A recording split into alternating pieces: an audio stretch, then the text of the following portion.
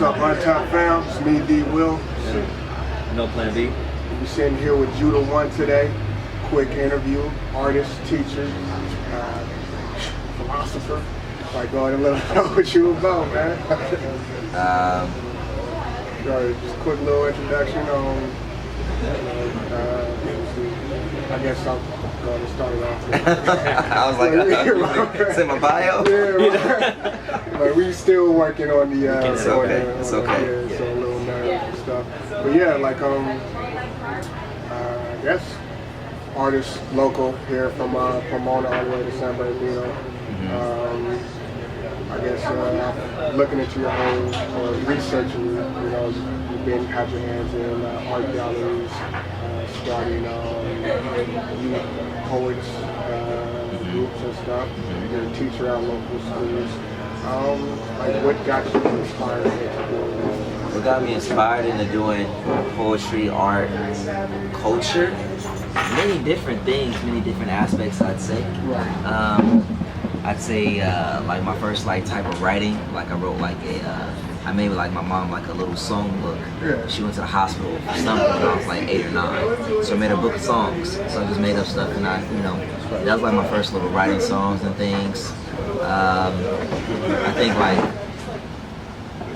think more like my style. My mom says that the Nation of Islam kind of started, not because I'm affiliated with anything or that either, but just that we would roll down Crenshaw on the way home. I lived in Inglewood, so we'll roll down Crenshaw, and they'd be out there with the bean pies, but they'd be out there talking some black power on who you are, black men. So I would have her turn down the radio every time, and I'd listen, and then when we drive, we'd be like, what are they talking about? What are they saying?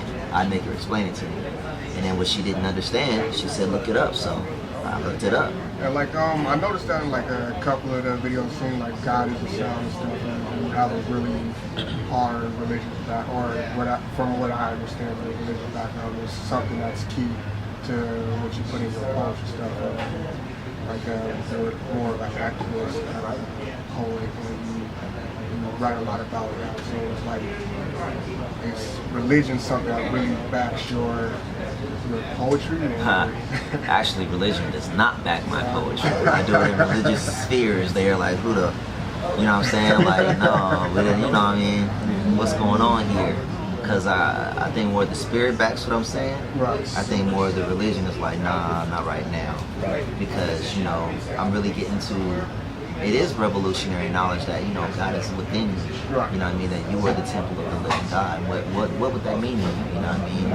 Not that God is external, but that God is internal. We hear that and we think that, but sometimes we're not conscious of it. And if we're conscious in that, in our moving and our breathing, man, and we're aligned with it, but then perhaps you are that. When your shit is aligned, when you're controlling your shit, you know what I'm saying? When you're governing your shit, you know what I mean? And that's what it should be. So I guess that's what it would be. The perfect alignment, though. Not that you are the big G, a little one, and you, but in line with that one, and that's what's supposed to be. You're supposed to be. But my poems have always been like that. When I was younger, all the books in the house were religious books, mainly the Bibles and everything. But with that, I wanted to know the history. So I would break open atlases. And I would break open, encyclopedias. Who are these people? What did they believe? I used to do fucking anthropology, you know what I mean? I would really look it up. No one was there to explain it to me that understood it what I wanted to know, so I'd be a little boy in the books digging. So you're back, you have a real strong studious background. Yeah. You love to really research and study what you're preaching. So that's really dope, because a lot of people, they go out, they preach, but they don't know what they're preaching about. I'm not preaching no more. I'm not preaching anymore. Well, not preaching. I hear you though. I hear you. It's a thin line, I suppose. Yeah. You got a lot of Bible thumpers out there who try to tell you something, and then when you try to tell them something about what's in the same book, they'll kind of get upset about it. So you research and you really do your thing. You believe in what you're sorry for using the word preaching. I'm learning. I'm trying to usurp the belief with knowledge, and that way it will last. then it'll be true. You know what I mean? Because we can believe a lie. Yeah. You can believe a lie, you know what I mean, with all your heart. Wholeheartedly, yo. Yeah. And be in alignment with that lie. And everything that is in alignment with that lie will come to pass because you're in alignment with that shit. And you're like, oh, this is the truth. No, it's not the truth. You're just in alignment with that shit. Right. Wake your ass up, do your math, get right and exact. Now what is it? Oh, that wasn't right. Okay, now get back in alignment. And that's okay too. You know what I mean? Yeah. And that's okay too. So, and that's a daily thing. Yeah. Alignment's a daily thing. And like speaking of alignment, like I was watching one of your interviews on YouTube, and you was talking about self-help, how you have to strip yourself down to rebuild yourself. That's something that you're using to. In a sense, like just in a sense that I think about it. So if I think about it, and I'll speak those things, it'll attract to me, but not in the sense that, you know, I'm in the laboratory practicing alchemy. But I do take those, I do actually internalize those concepts, especially when I was opening my gallery, because I understood what was happening. And I was trying to blend two different things. So the best way I could understand it, because it was new to me, was I was to understand the process, which has already been. And if it's true for one thing and they say it's true for everything, then I took it to be true for that. And that's how I worked it. Because I didn't have much. So what I did have, I had to make it work and be cohesive and be in alignment. And when it wasn't, it was obvious. Like just future-wise and stuff like that. Would you be thinking about opening another gallery if the time was right, if it wasn't aligned? It's a lot that comes with it. I'm in a different time and space right now. I think it's like really just a good longing and a memory. It was really good that I could do it. It was really good that I had that energy. Like other than the gallery opening, I know you said that you have a poetry group. We had a poetry venue at the art gallery and before the art gallery, and during the art gallery opened up a smaller branch of Lion Like Mind State, which was the open mic branch of Machine Pomona. Well, Lion Like Mind State was the umbrella. Machine Pomona opened because Lion Like Mind State, you know, gave it a covering. You know what I mean? Lion Like gave us the core of, you know, the clothing, the jewelry, the poets, the MCs, just the community. So that gave me the square, that gave me the foundation of Open Machine. Because when I opened it, we had what a lot of people don't, which is clientele. Word of mouth. Social networking. I just tell the homies, and there's 50 of y'all. Well, shit, you just took it over for the day. That was easy. And then there's 100 people there. Oh, shit, that was easy too. Clockwork. So, you know, but the sustaining of that through the seasons, you know what I mean? Everybody changes. You guys have babies and grow up, and they come back, and then it's like, okay, well, you left, but no one might have replaced them, or 3 might have replaced them, or things like that. But it was beautiful. Things are beautiful. It's like with a lot of people, like what we want to actually show a lot of people is like our journey and how to open up a business and stuff. And just seeing that how you've gone through and you've had, you know, your art gallery and Lion Like Mind State. I'm sorry about that. Lion Like Mind State. Like things get difficult, and you know, but like when it's good, it's good, and when it's bad, you know, you just gotta push through it and try to get back to that. It's never really bad.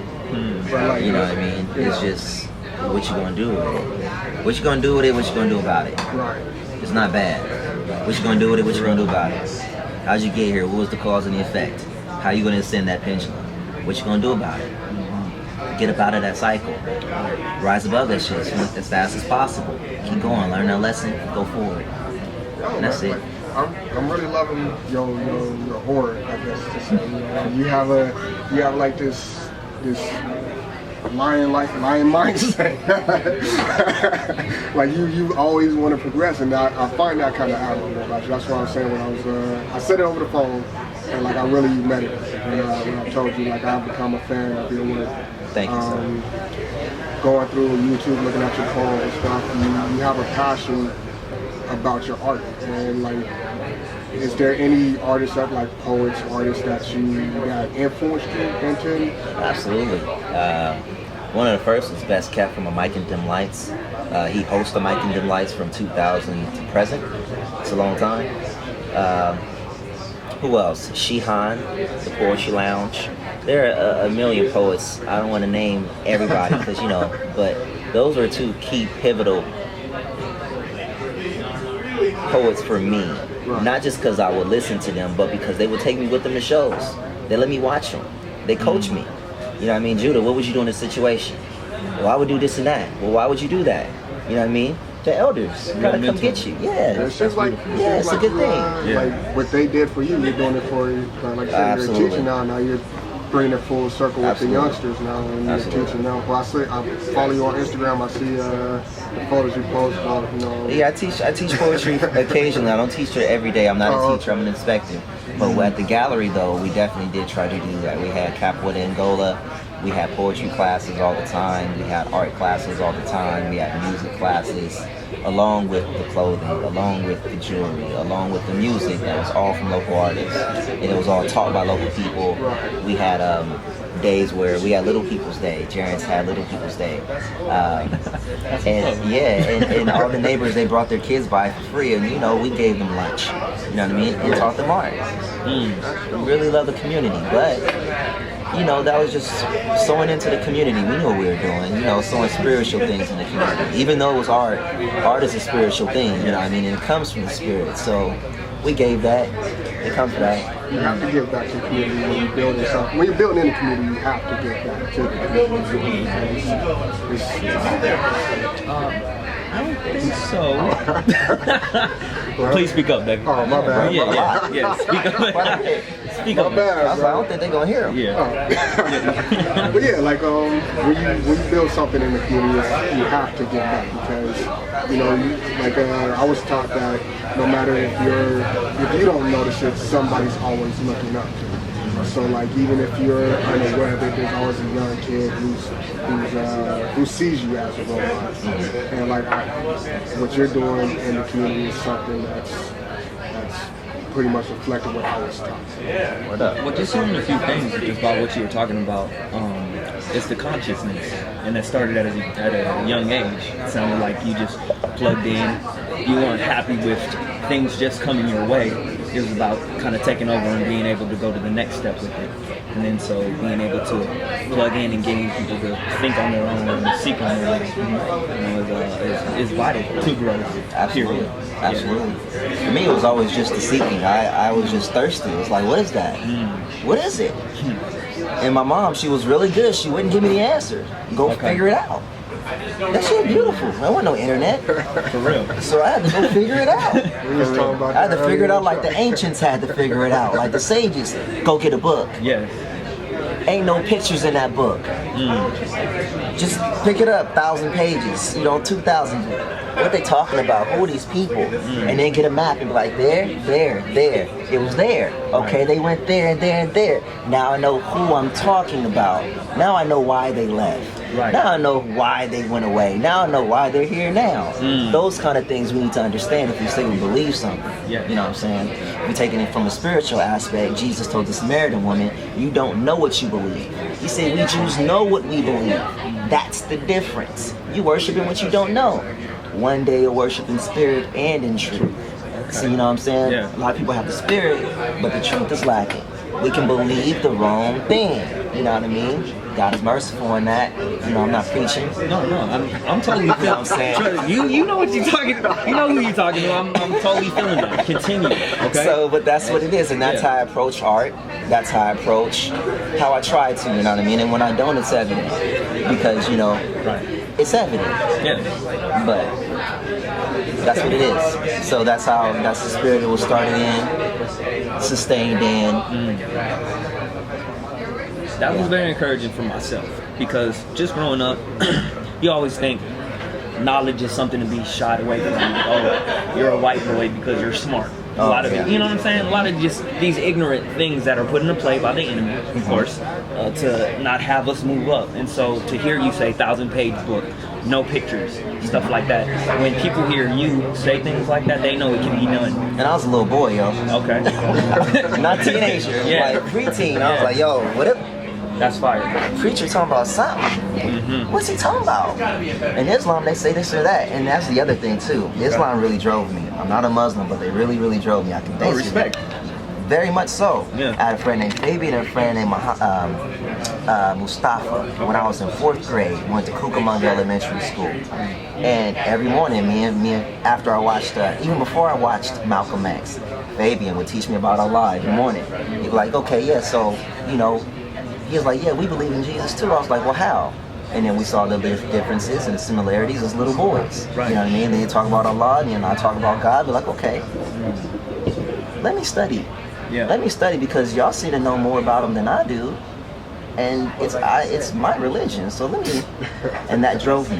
Right. And then the hip hop, you know, the 5%ers, the Muslims, they always talking about them. Of course. So that drove my knowledge. And they always talking about the numbers, and that took me to other levels. So all of that led to the alchemy. You know, fed into it. It's a mental process. All things are mental. Yeah. The universe is mind. All is mind. So. I'm rambling. No, hey, yeah. no, you're not. You know what I'm Teaching, saying? You're actually not rambling. Okay. Putting the good stuff out there. Yeah, like I know you have, you know, things to do tonight. Absolutely. Definitely don't want to keep you from that. And tomorrow. But you know, go ahead. But yeah, just one final question. I just right now the evolution of Judah. Like, what do you see yourself going? You know, going forward, progressing. What do you see yourself doing next? I'm transitioning again. I had the gallery. Now I'm an inspector. I still like teaching art, so I teach art too. I teach poetry still. I've been working with a new band / ensemble. We were kind of coined Monopoly. We had a show at Cal State San Bernardino December 1st. It was myself, Professor Scott Vance of music, Marcus Miller, he's a world-class percussionist, and some dancers from the Lulu Washington Theater. And there are only a couple of black dancers, and they're one of them. And it was awesome. And they brought the words to life. And it was dope. Cash did visuals. It was really dope. Really, really dope. Fry your brain. Not just because my words, because what you're seeing might cause a seizure. But that's a really dope one. And I started recording a new album, and that's on some hip hop, not on some spoken word. And, Okay. we'll see what happens with that. If you want to plug anything, you want to plug. I don't want to plug nothing. That's what's up. It'll happen. Nah, Crate the Digs Records. Crate the Digs. Look for that in 2016. Crate the Digs Records. Like crate when you dig into the crate, right? Yes. Lion Like Mind State. Instagram Lion Like Inc. Lion Like INC. Instagram Judah1 JUDAH, the number 1. And peace. Thank you. I appreciate your time coming through. Thank you. Sure Learned a did. lot. Thank you.